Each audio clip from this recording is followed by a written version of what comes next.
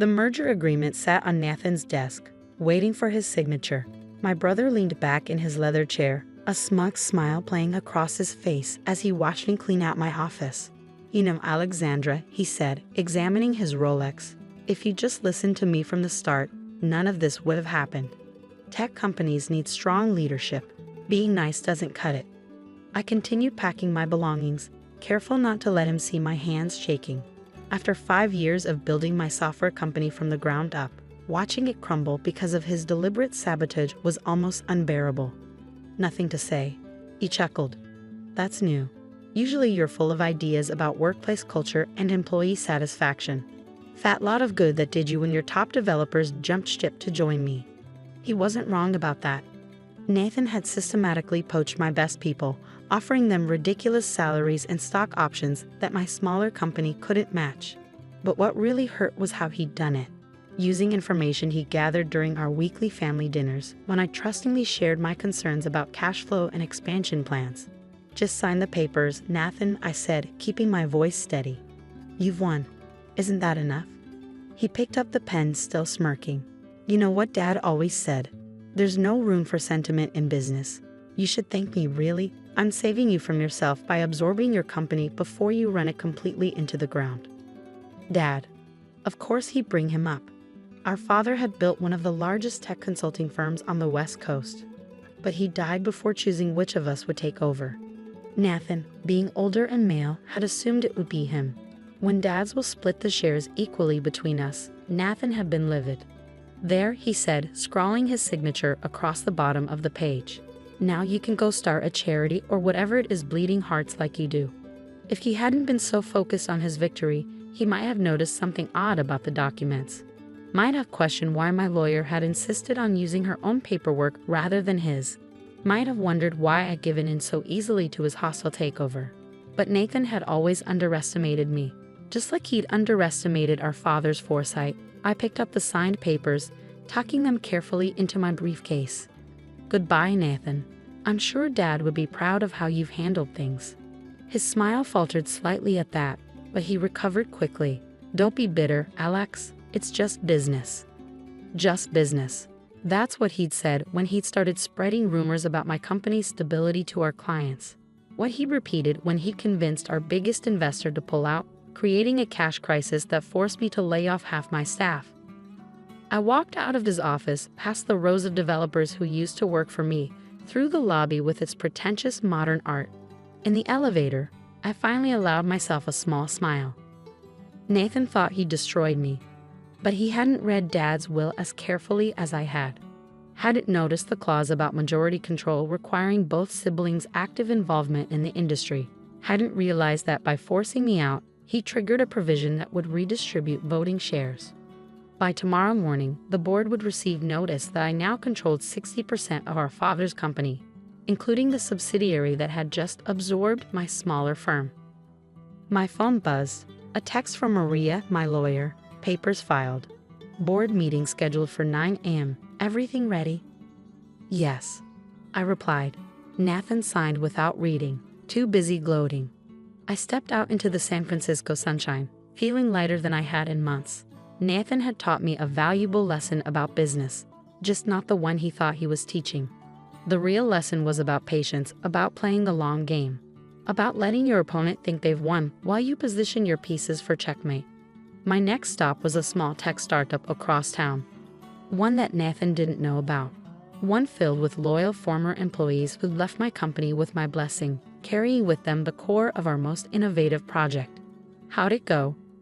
Jake, my former lead developer, asked as I walked in. I handed him a USB drive. "The merger's complete. Start implementing the integration protocol. By this time tomorrow, Nathan's entire system will be running on our architecture." Jake grinned. "He still thinks we're building a social media app." "That's what all the paperwork shows," I confirmed. He was too busy destroying my company to notice what we were really developing. The truth was, while Nathan had been focused on hostile takeovers and corporate raids, my team and I had been creating something revolutionary. A blockchain-based security system that would make our father's old consulting business look prehistoric. I sat down at my workstation. fingers flying across the keyboard as I began the final phase of our plan. On screen, lines of code scrolled past. The foundation of a new kind of company, one built on collaboration rather than competition. Nathan thought he'd written the last chapter of our story. He was wrong. This was just the beginning. The next morning, I arrived at the board meeting early, taking my seat at the far end of the conference table. One by one, the board members filed in, followed by Nathan, who barely glanced in my direction. "Before we begin," I said as Nathan opened his mouth to speak, "there are some ownership changes that need to be addressed." I nodded to Maria, who began distributing documents to each board member. Nathan's face darkened as he scanned the first page. "What is this?" he demanded, his voice rising. "These numbers can't be right." "They're quite accurate," Maria replied calmly. "According to your father's will, if either sibling is forced out of active industry participation, their shares in the parent company are automatically redistributed. By orchestrating the hostile takeover of Miss Carter's company, he triggered that clause." The blood drained from Nathan's face as he flipped through the pages. "This is ridiculous. I didn't force her out. She signed the merger agreement voluntarily." "An agreement," I pointed out, "that specifically required me to step down from any executive role." "Your words, if I remember correctly, were there's no place for your management style in my organization." The board members were muttering among themselves now, reviewing the documents with increasing interest. Nathan's hands were shaking as he reached the final page. "You planned this?" he accused, pointing a finger at me. "You set me up." "No, Nathan, Dad planned this. He knew exactly what you'd do if given the chance." The clause was his way of protecting the company from exactly this kind of predatory behavior. I stood up, walking to the head of the table, his spot. "And now, as majority shareholder, I'm calling for an immediate vote on new executive leadership." The next hour was chaos. Nathan raged, threatened legal action, even tried to claim I was mentally unfit to lead. An argument that fell flat when Maria produced records of my company's innovation patents and successful projects before his interference. But the numbers didn't lie. I now controlled 60% of the shares, and the board, many of whom had quietly disapproved of Nathan's aggressive tactics over the years, voted overwhelmingly in my favor. "This isn't over," Nathan snarled as security escorted him from the boardroom.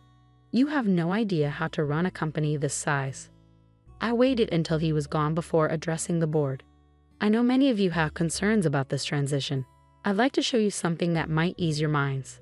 I pulled up the presentation Jake and I had prepared. On the screen, our new security systems architecture appeared, a revolutionary approach to data protection that would put us years ahead of our competitors. While my brother was focused on hostile takeovers, I explained, "My team and I were developing this. It's already being implemented across all our systems, including the recently acquired divisions." The board members leaned forward, their expressions shifting from concern to interest as I detailed the potential applications and projected revenue streams. "This is impressive," the head of the audit committee admitted. "But can we be sure it works?" I smiled, clicking to the next slide. "Check your phones."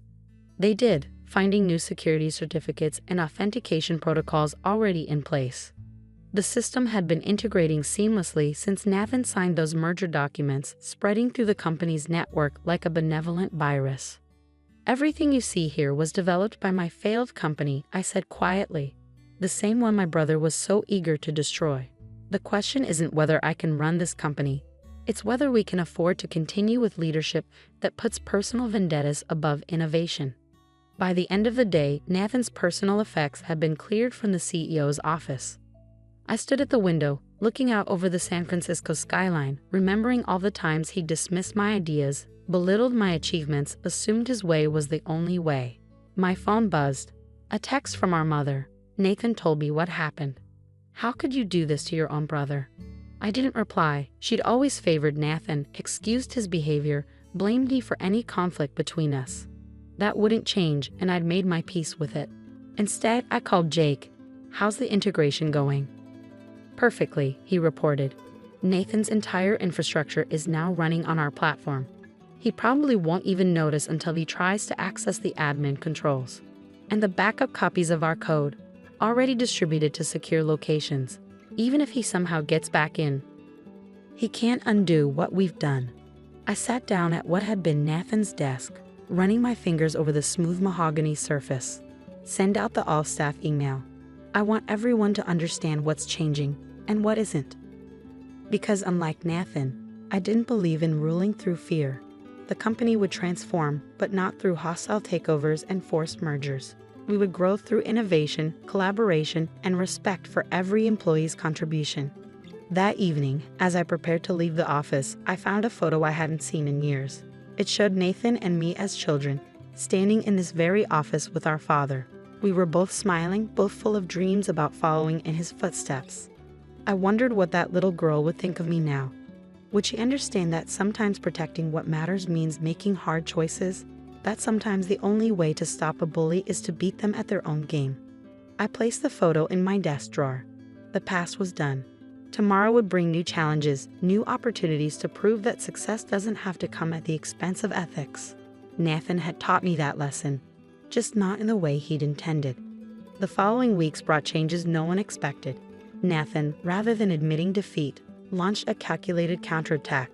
He reached out to every major client, every investor, trying to undermine my leadership, but he found a different company than the one he'd left behind. Our new security system had already impressed the biggest players in Silicon Valley. 3 major tech firms reached out about licensing agreements within the first month. The stock price soared as news of our innovation spread. But Nathan had one last card to play. "Ms. Carter," my assistant said one morning, "your mother's here. She's demanding to see you." I looked up from my computer to see Mom striding into my office, Nathan close behind her. She carried a folder I recognized. Dad's old medical records. "This has gone far enough," she announced, slapping the folder on my desk. "Your father wasn't in his right mind when he wrote that will. We have proof." I opened the folder calmly. Inside were Dad's neurologist reports from his final months. Nathan had highlighted certain phrases: early cognitive decline, possible impairment in judgment. "You really want to do this?" I asked, looking between them. "Drag Dad's memory through the mud to satisfy your ego." "It's not about ego," Nathan snapped. "It's about what's right. Dad built this company from nothing. He wouldn't have wanted some bleeding heart idealist turning it into a charity case." I pulled out my laptop, typing briefly before turning it to face them. On screen was a video. Dad, in his study, recorded just weeks before his death. "If you're watching this," he began, his voice clear and strong, "then my children have finally shown their true colors. Nathan, your sister isn't the weak link you think she is. Alexandra, your brother isn't the leader he pretends to be. I split the company because neither of you was ready to run it alone." Mom sank into a chair, her face pale. Nathan remained standing, his fists clenched. "The redistribution clause wasn't about punishment," Dad continued. "It was about protection. For the company, for our employees, and for both of you. Whoever's watching this now has proven they understand what real leadership means." The video ended. The silence in the office was deafening. "He knew," I said softly. "He knew you tried to take everything, Nathan. And he knew I'd have to learn to fight back." "This changes nothing," Nathan insisted, but his voice lacked conviction. "The board has already seen this," I interrupted, "along with documentation of every underhanded tactic you used to sabotage my company. Would you like them to see these medical records too? To know you were willing to destroy Dad's reputation just to regain control?" Mom stood up suddenly. "This isn't what I wanted," she said, her voice shaking. I thought if you understood about Dad's condition." "You thought wrong," I replied firmly. "It's over. Both of you need to accept that." Nathan stormed out, but Mom lingered. "He's still your brother," she said pleadingly. "Yes, he is. And when he's ready to accept that we're equals, maybe we can rebuild something. But not until then." After they left, I sat at my desk for a long time, thinking about family and legacy and the price of success. The company was thriving. Our security system was revolutionizing the industry. Our workplace culture was attracting top talent, and our stock price had doubled. But the cost had been high. Family dinners were a thing of the past. Mom barely spoke to me. Nathan, well, last I heard, he'd moved to Austin to start over. 6 months later, I received an unexpected email from Nathan. "Alex, Dad was right about everything. I'm not asking for forgiveness or a role in the company. Just wanted you to know that you proved me wrong. You're a better leader than I ever was, Nathan. I didn't reply immediately. Instead, I forwarded him our latest project proposal, a startup incubator program focusing on collaborative tech innovation, the kind of project he'd always dismissed as wasteful. His response came within hours. Need any advisors? It wasn't an apology, but it was a start. Sometimes I realized victory isn't about destroying your opponent. Sometimes it's about showing them a better way to play the game. Today, the company is stronger than ever. Nathan consults occasionally, bringing valuable insights without trying to control everything. Mom's starting to understand that business success and compassion aren't mutually exclusive. And that video from Dad? I keep it on my desk, a reminder that true leadership isn't about power or control. It's about building something that lasts, something that makes everyone stronger. In the end, Nathan taught me how to fight, but Dad taught me why to fight. The company isn't just about profit margins and market share. It's about creating a legacy of innovation, collaboration, and respect. That's something worth protecting, no matter the cost.